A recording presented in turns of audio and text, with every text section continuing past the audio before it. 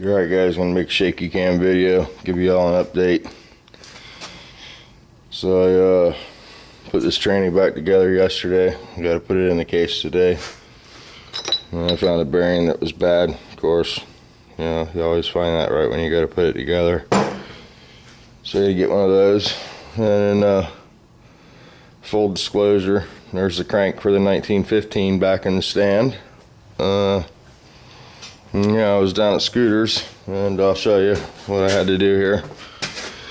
I was down at Scooters, and we were talking, you know, and he was just being a smart ass, you know, like he always is, and he was asking me a question about something where we were talking about motors. And he wanted to know exactly how many motors I built since I left there, Volkswagen Motors. And I learned a little trick from my buddy Kenny, whatever you guys know him by. He builds trannies for a living, and he writes notes down every time he builds a tranny. He'll make notes, you know, if he has something that gives him a problem as he's doing the assembly or whatever, you know, he'll just put little notes down. And I made the video when I was installing the crank on the 1915, and you saw it the bearing didn't want to drop in. I had to pull the crank back out, and that's sort of unusual for me, not to just drop it in. And I really didn't think a whole lot of it, you know, so I just went on with the assembly and, you know, got the bearings lined up and popped it together, and everything went together fine, and it turned over fine, it rotated fine and all that stuff. And but I went to put the flywheel on, and I noticed that the crank had very limited travel in the case. And I got to talking to Scooter about it, and he said it was just because I didn't build enough motors, you know, with the shitty parts out there that are available now. And I hadn't seen this problem yet, but on some cases they machine the center main, and on some cases they don't. And if they don't machine it and narrow the center main, then a counterweighted crank won't fit in the case. Well, it'll fit, it just won't have the proper end play or crank movement. So I had to machine this surface here. You need 40 thousandths between the counterweight and the center main. So I had to take it all back apart and clearance all that. And I got to assemble it back together. And the bad part about it is after he told me this, you know, I came back and I looked at the motor, and motors always talk to you.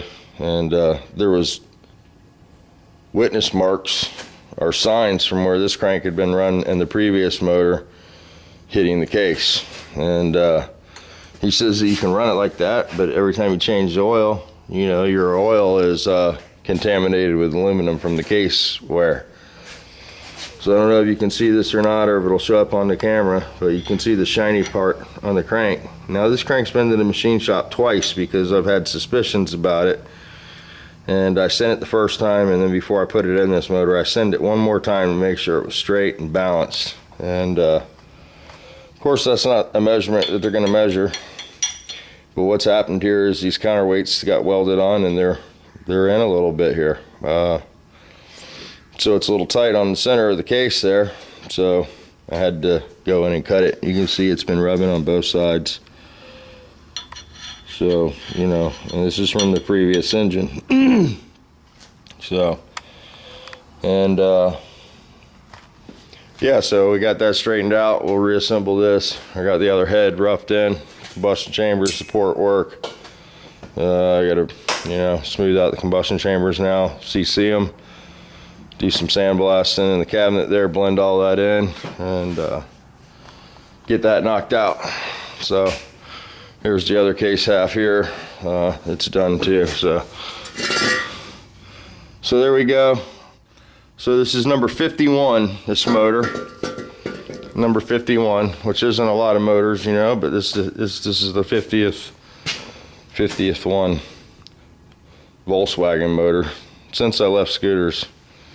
You know, I don't know how many I built at Scooter Shop, and I didn't keep track, but I keep track when I do something here. So if something goes wrong, or, you know, if I have one that's a dog and doesn't run good, I also had to clearance the back here too.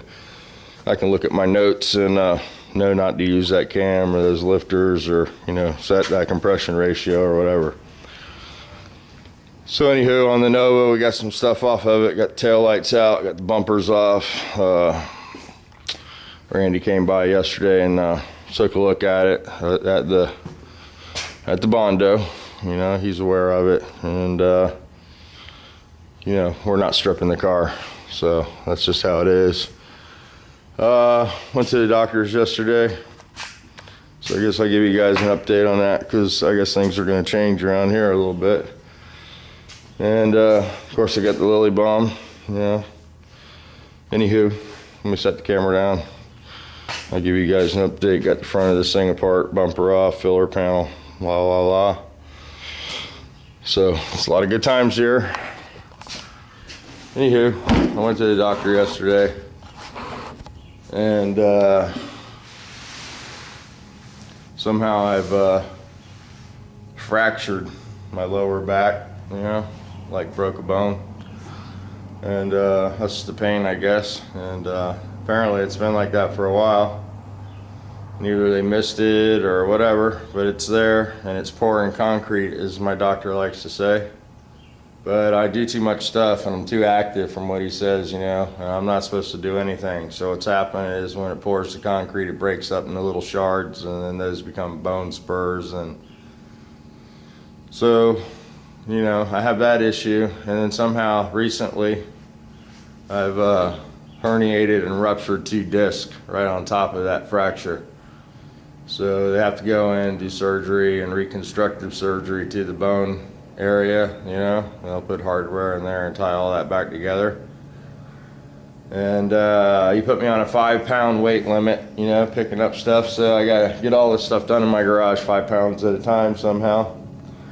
And so Andrea's not real happy that I want to, you know, clean the garage out. She doesn't understand why I don't just go have the surgery, and it's because I'm in the middle of doing people's stuff, and you know, I don't want to be laid up and have this shit sitting out here.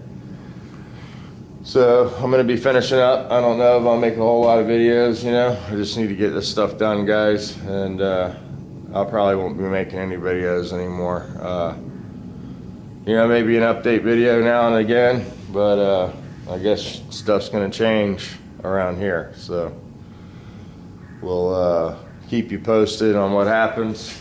I guess top priority is getting this stuff out of here, you know. The lily bombs first on my list, but yeah, I've got some serious issues with this package tray deal back here, and this one's almost better than the one that I'm putting in the car. It's not almost better, it is better. So, you know, I got to think of a way to repair this, and you know, repair this lip down in here.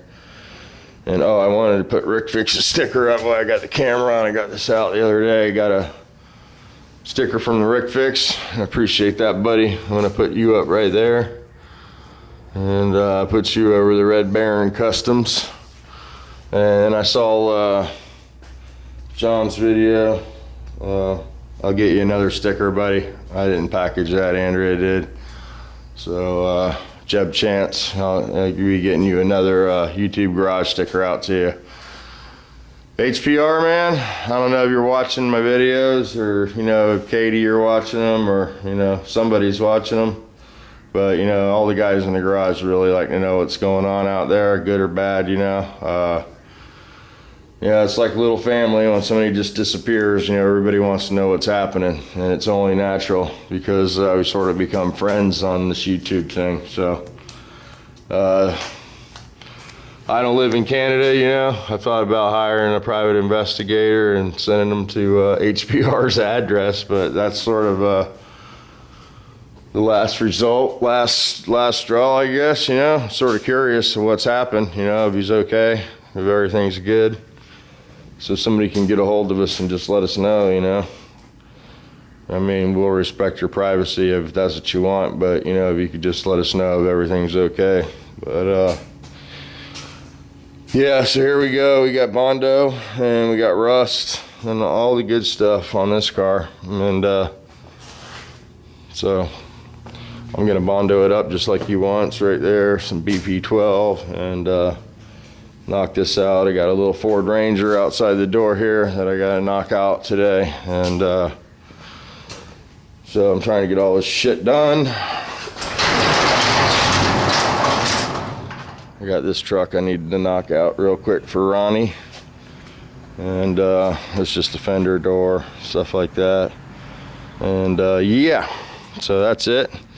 And then yeah, the other good news is that they didn't do the middle of my back when they did the CT scan and such, so I got to go have that done again.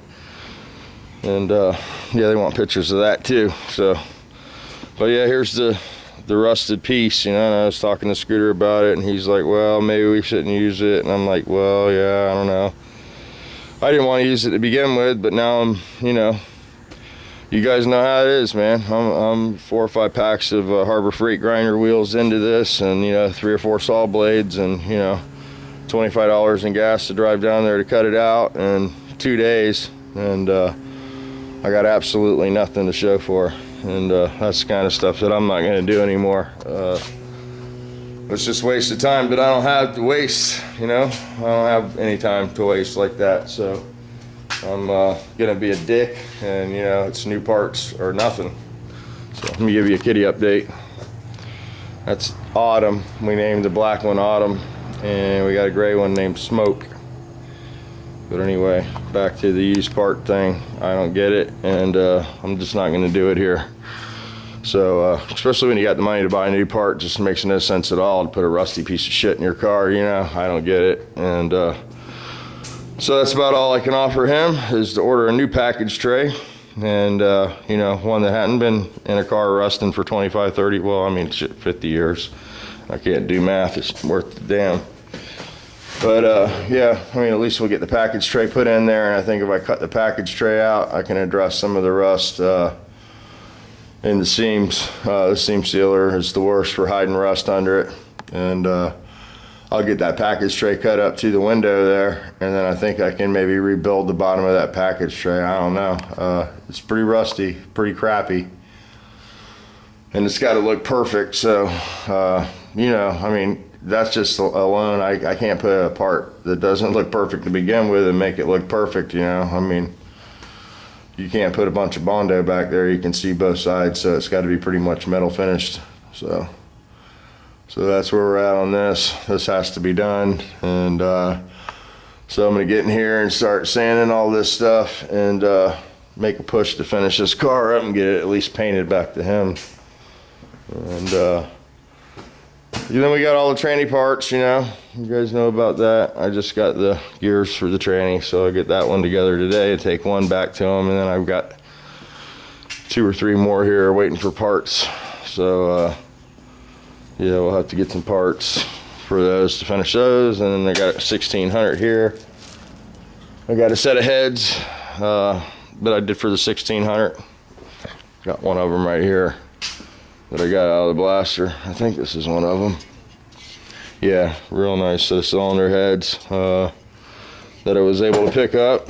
And the guides are good, the seats are good, so we'll just valve job these, put these together. We're going with the Molly piston cylinders. These are some old ones that I had in stock. You can tell by the yellow box. So those are sort of rare, I guess, now. And those are the Brazilian made ones, and actually, you know, I didn't want to sell my last set, but Scooter offered me a set of German ones, so I'm going to sell these and upgrade to a set of German 1600s. So I'll have those in my cabinet for when I do a motor. So there's Smoker. Let me show you the smokes. What's up, Smokey? He likes climbing tires. Ooh, and hitting his head. Well, he's sort of cute, that one. He's working on that car cover, trying to destroy it for me. Oh, and then we got the Crown Vic too, my sister's car, you know, the 4 window regulators. So, yeah. All right, I'm gonna go ahead and shut this off, upload this mess, and come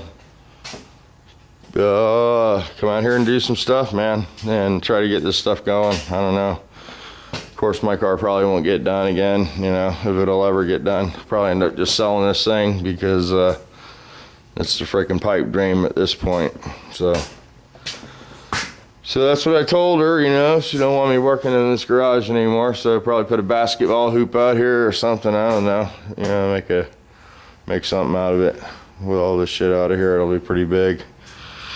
All right, guys, we'll talk to you later.